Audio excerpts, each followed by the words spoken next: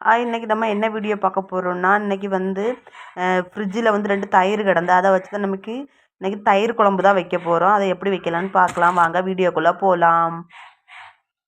First வந்து அதுக்கு தேவையான பொருள் வந்து உங்களுக்கு எவ்வளோத்துக்கு காரம் காரம் எவ்வளோ சாப்பிடுவீங்களோ அதுக்கேற்ற மாதிரி பச்சை மிளகு வெட்டிக்கிடணும். அதுக்கப்புறம் உள்ளி சின்ன உள்ளி இருந்தால் வெட்டிக்கோங்க. ஏன்னா சின்ன உள்ளி இல்லை, அதனால தான் நான் பெரிய உள்ளி தான் வெட்டியிருக்கேன்.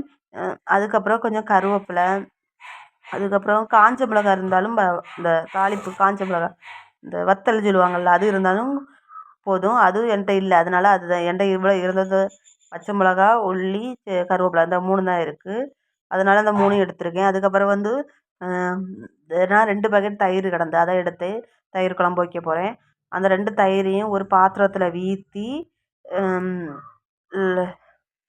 ஊற்றி கொஞ்சம் நேரம் ஒரு 10 நிமிஷம் கொஞ்சம் லைட்டாக தண்ணி ஊற்றி அப்படி வச்சுக்கோங்க. சரியா? தண்ணி ஊற்றி ஒரு கரண்டி போட்டு நல்லா கலக்கி, ஏன்னா வந்து தயிர் வந்து நல்லா கட்டியாக தான் இருக்கும். அதை வந்து நம்ம தண்ணியை இதாக்கி கொஞ்சம் கலக்கி அப்படி வச்சிடணும். அதுக்கப்புறம் ஒரு பாத்திரத்தில் கொஞ்சம் எண்ணெய் ஊற்றி கடுகு தாளிக்கணும். ஃபஸ்ட்டு கடுகு, என்கிட்ட கடுகு கிடையாது, அதனால நான் கடுகு தாளிக்கலை. கடுகு, அதுக்கப்புறவு காஞ்ச மிளகாவும் தாளிக்கலாம். என்கிட்ட அது இல்லை, அதனால நான் இருக்கிறத வச்சு தான் தாளித்தேன். அது வந்து எண்ணெய் ஊற்றி கொஞ்சம் அந்த வெங்காயம், பச்சை மிளகா, அதுக்கப்புறவு கருவேப்பிலை 3ஐயும் போட்டு நல்ல ஒரு கிண்டுனேன். பச்சை மிளகு போட்டு நல்லா கிண்டிண்டு அதுக்கப்புறவு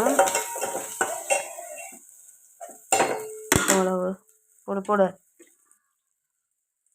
பச்சை மிளகு போட்டு ஒரு கிண்டணும். கிட்டிவிட்டு, ஏன்னா பச்சை மிளகு விதை வந்து நல்லா வெடிக்கிறதாண்டி அதான் 3ஆவது தான் போட்டேன்.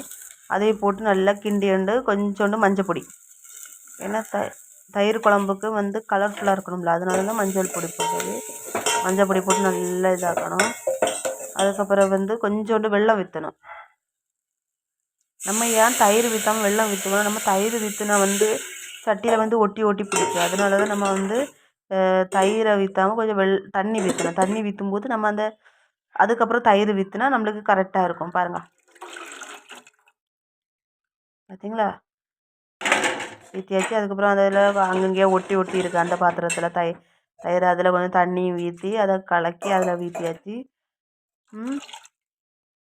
அதுக்கப்புறம் தேவையான அளவு உப்பு அதையும் போட்டு, ஆனால் தயிர் வந்து கொதிக்கக்கூடாது, லைட்டாக ஒரு கிண்டிட்டு ஆஃப் பண்ணிடணும். தயிர் குழம்பு ரெடி. இந்த வீடியோ உங்களுக்கு பிடிச்சிருந்தா லைக், ஷேர், சப்ஸ்கிரைப் மறக்காமல் பண்ணுங்கள். சப்போர்ட் பண்ணுங்கள். நீங்கள் சப்போர்ட் பண்ண போதும்.